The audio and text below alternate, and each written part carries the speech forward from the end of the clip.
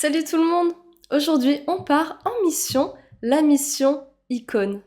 Pourquoi cette mission? Parce que ces petits symboles qu'on croise partout, ce sont en fait les vrais héros du quotidien. Oui, oui, vous avez bien entendu. Ils changent le monde en silence et soyons honnêtes, on sous-estime souvent leur puissance. Imagine que tu es perdu dans une ville inconnue. Tu n'as pas de GPS, pas d'amis bilingues, pas de Google Traduction. Et là, tu repères enfin une petite icône de fourchette et un couteau. Tu te dis « Oh là là, je suis enfin sauvée !» Tu l'as compris, une icône, c'est ça. Un mini dessin qui va communiquer sans mots. Et qui te dit « Viens, c'est ici, appuie là, supprime ça ». On le retrouve très souvent sur le web, avec par exemple une enveloppe qui te dit « Écris-moi », une loupe qui sous-entend « Cherche ici », et un petit plus qui lui te crie « Ajoute ça tout de suite ». Elles rendent les informations plus claires et jolies pour tout le monde. Elles deviennent indispensables pour te dire où cliquer sans que tu aies besoin d'un dictionnaire. Dans les smartphones, les affiches, les sites web, tout le monde s'en sert et c'est devenu le langage visuel. Ok, mais pourquoi on ne peut plus s'en passer? Elles renforcent ton identité visuelle et si toutes tes icônes ont le même style, elles marquent les esprits. C'est du branding discret mais puissant. Maintenant que tu sais pourquoi elles sont si géniales, parlons un peu style. Parce que oui, les icônes ont des looks différents. Il y a plein de styles différents. Tu choisis en fonction de ta vibes.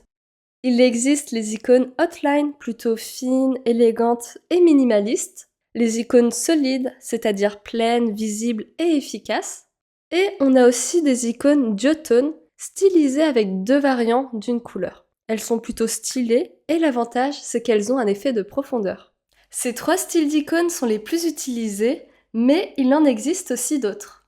Il y a les icônes flat, qui sont simples et sans ombre, les icônes isométriques avec un look plutôt 3D, les icônes hand-draw, qui ont l'air d'être dessinées à la main, les icônes pixel art, plutôt dans un style rétro, surtout utilisé dans les anciens jeux, et les icônes 3D.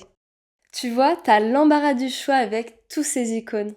Bon, maintenant que tu es un expert des icônes, tu te demandes peut-être où est-ce que je peux en trouver pour mon projet.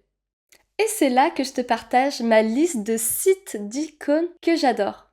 On commence avec Feather Icon, le site avec des icônes ultra minimalistes, fines et élégantes. Elles sont toutes en hotline et le style est tellement épuré que tu peux les intégrer dans n'importe quel design. C'est open source donc t'as carte blanche. Sur Hero Icon, tu as le choix entre des icônes hotline ou solides. C'est clean et accessible. Et ce que j'aime, c'est que les icônes sont cohérentes entre elles. Ce qui est parfait si tu veux un site professionnel. Là, avec le site Iconoir, on est sur un style un peu plus dessiné à la main, presque croquis. C'est simple, lisible, mais avec une petite personnalité en plus. Ce qui est super pour donner un côté humain ou créatif à ton design. Ici, tu as aussi le choix entre des icônes hotline ou solides. Si tu veux des icônes plus bold, plus visibles, c'est sur Cool Icon que ça se passe. Ce site est parfait pour les icônes mobiles ou quand tu veux que l'icône soit bien présente dans ton interface. Il y a aussi des styles différents, light, duotone, solide. C'est à toi de choisir la vibe que tu souhaites. Sinon, on a Flaticon et Icon Scout. Ces deux-là, c'est un peu les Amazones de l'icône. T'as des milliers de packs, par style, par thème, par ambiance. C'est idéal si t'as une idée précise en tête ou si tu veux juste te balader et tomber sur l'inspi du siècle. Alors là, avec Streamline, c'est du haut de gamme. T'as des milliers d'icônes dans tous les styles avec une qualité de fou. C'est pas gratuit, mais pour un projet pro ou une charte graphique solide, c'est top.